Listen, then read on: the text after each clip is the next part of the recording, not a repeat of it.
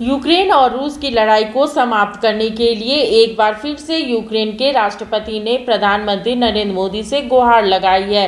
नरेंद्र मोदी ही अब यूक्रेन को बचा सकते हैं। रूसी टैंकों के आगे बढ़ने की ये तस्वीरें कीव की हैं। जब राजधानी कीव में रूसी टैंकों का खौफ बढ़ने लगा तो यूक्रेन और रूस के बीच शांति वार्ता की कोशिशें भी तेज हो गई हैं। इसके लिए तीन देशों पर दुनिया की नजरें हैं जो रूस और यूक्रेन के बीच मध्यस्थता से तबाही मचाते इस युद्ध को रोक सकते हैं। इजराइल, तुर्की और हमारा भारत। तो दुनिया के तीन नेताओं पर उस युद्ध को रोकने की उम्मीद की जा रही है जो एक लोकतांत्रिक देश का खंडर बनाते जा रहे हैं। इजराइल के प्रधानमंत्री नेफ्ताली बेनेट, तुर्की के राष्ट्रपति अर्दोआन और भारत के प्रधानमंत्री नरेंद्र मोदी।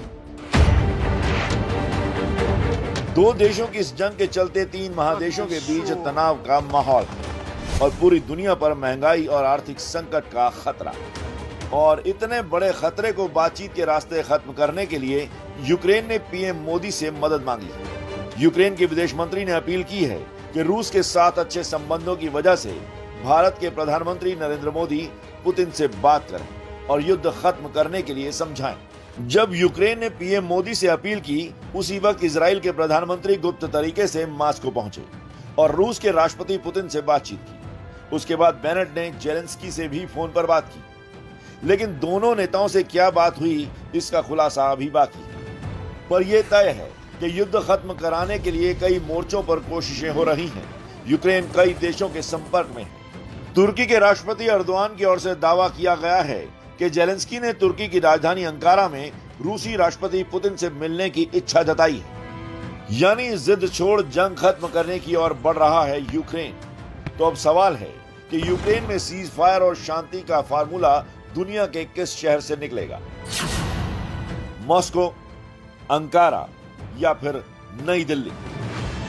रूस यूक्रेन जंग को खत्म कराने में भारत बड़ी भूमिका निभा सकता है, ये दुनिया मानती है, क्योंकि मौजूदा वक्त में रूस के साथ जो भारत का पुराना और परखा हुआ रिश्ता है वो दुनिया के किसी दूसरे देश के साथ नहीं। जाहिर है दुनिया में ये बड़े बदलाव का संकेत है कि एशिया, यूरोप और अमेरिका की लड़ाई खत्म करने के लिए आज भारत से उम्मीदें हैं। उस्ताद, आफत में पड़ी है जान। उस्ताद, उसके हाथ में तलवार है।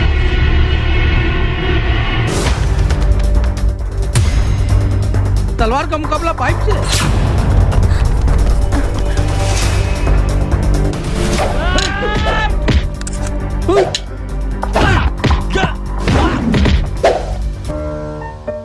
अरे वाह, आप तो हीरो हो। हीरो मैं नहीं, ग्लाइको पाइप है। अरे बॉस का कॉल। हेलो, आज का हेडलाइन क्या है? आज का हेडलाइन तो ग्लाइको पाइप है सर। ग्लाइको पाइप हम चुकाते हैं एक एक बूंद की कीमत। जब टूटती है आस, जब थकती है सांस, जब रूठते हैं अपने, मुंह मोड़ता है जमाना, जब अंगड़ाई लेता है संकल्प, फिर बनती है कहानी, बनते हैं अनमिट निशान। देखिए मेरे साथ संघर्ष की दास्तान।